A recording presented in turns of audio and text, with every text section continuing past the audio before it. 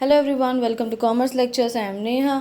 आज करेंगे हम class 12 Indian economic development and आज का हमारा टॉपिक है role of human capital formation या फिर human capital formation in economic growth. इसका क्या मतलब है इस लाइन का?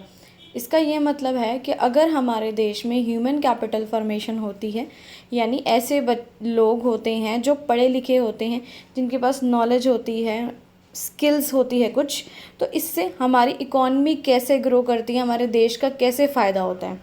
सबसे पहले पढ़ते हैं। फर्स्ट पॉइंट है change in emotional and material environment of growth.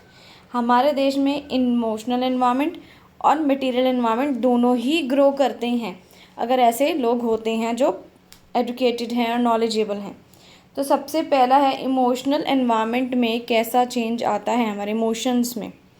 It brings a positive change in the outlook and attitude of people towards growth and development। यानी इसकी वजह से लोगों में बहुत पॉजिटिव चेंज आता है। भाई सबको पता है, सब लोग पढ़े लिखे होंगे, ठीक है, तो उनमें चेंज आना पॉजिटिव है ही, ज़रूर है। उनका एटीट्यूड बिल्कुल चेंज हो जाता है टूवर्ड्स ग्रोथ एंड डेवलपमेंट। सब ग्रो करना चाहते हैं, डेवलप करना चाहते हैं, खुद भी आगे बढ़ना चाहते हैं, देश को भी आगे बढ़ाना चाहते हैं। नेक्स्ट है मटेरियल एनवायरनमेंट में क्या चेंजेस आते हैं।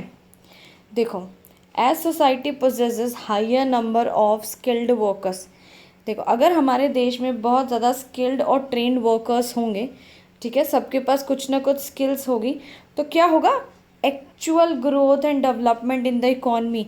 सब लोग जो है क्या करेंगे?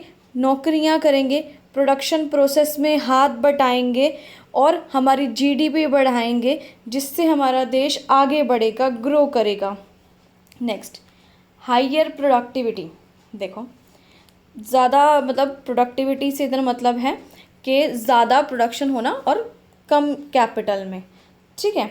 तो अगर हमारे देश में स्पेशलाइज्ड इंजीनियर्स होंगे, स्किल्ड वर्कर्स होंगे, तो मशीन को बहुत अच्छे से हैंडल करेंगे। जाहिर सी बात है, एक ट्रेंड इंसान मशीन को अच्छे से हैंडल कर पाता है। अनट्रेंड इंसान या जिसको कुछ नहीं आता, वो मोस्टली गलतियां करता है और वेस्टेज करता है, ठीक है।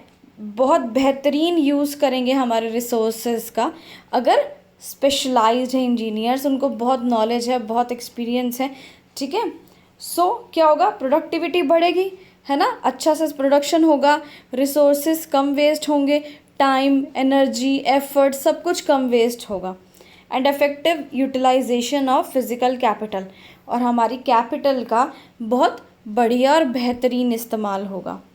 नेक्स्ट है इनोवेशंस एंड टेक्नोलॉजी इम्प्रूवमेंट्स।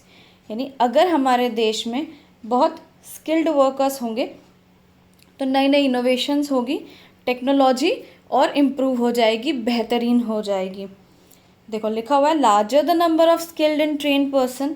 जितने ज़्यादा लोग होंगे स्किल्ड और ट्रेंड, ठीक है, जितने वर्कर्स हमारे स्किल्ड होंगे, उतनी ज़्यादा हमारी पॉसिबिलिटी यानी चांसेस बढ़ जाएंगे कि नई नई चीज़ का इनोवेशन हो, है ना। अब जो लोग पढ़े लिखे होते हैं, नई नई चीज़ें इन्वेंट करते रहते हैं, वो कुछ ना कुछ मतलब कोशिश करते हैं कि किसी भी काम को करने का एक बेहतरीन तरीका मिल जाए हमको in the area of production related activities. ये कोई भी प्रोडक्शन की एक्टिविटी हो या उससे रिलेटेड एक्टिविटी हो, उसके लिए नई मशीन्स वगैरह बनाते रहते हैं हमारे इंजीनियर्स।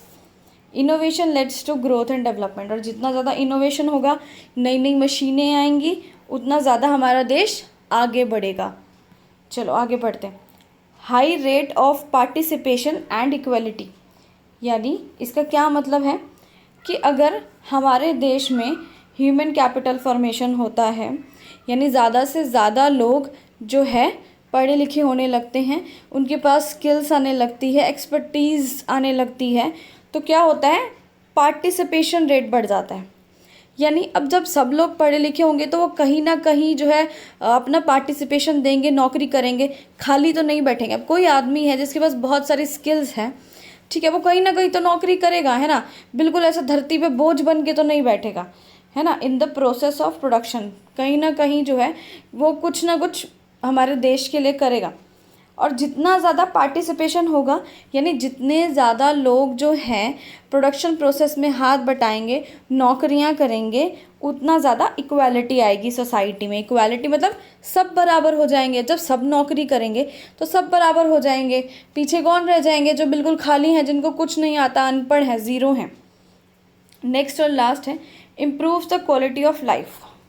जाहिर सी बात है, अगर हम पढ़े लिखे हैं, हमारे पास स्किल्स है, हमारी क्वालिटी ऑफ लाइफ अच्छी हो जाएगी, हम अच्छी ज़िंदगी जिएंगे। कैसे? अब क्वालिटी ऑफ लाइफ अच्छी कब होती है? कब हम एक अच्छी ज़िंदगी जीते हैं? जब हमारी तनख्वाह अच्छी होती है, हमारे पास पैसे होते हैं, है ना। और हमारी तनख्वाह अच्छी कब होती है, हमारे पास पैसे कब आते हैं? जब हम पढ़े लिखे होते हैं और हमारी स्किल्स अच्छी होती है, हमें कुछ अलग सी डिफरेंट सी चीज़ आती होती है, ठीक है। और ह्यूमन कैपिटल फॉर्मेशन का मतलब ही यही है कि लोगों के पास नई नई स्किल्स हो। तो हो गई ना बात बराबर कि क्वालिटी ऑफ लाइफ बढ़ गई।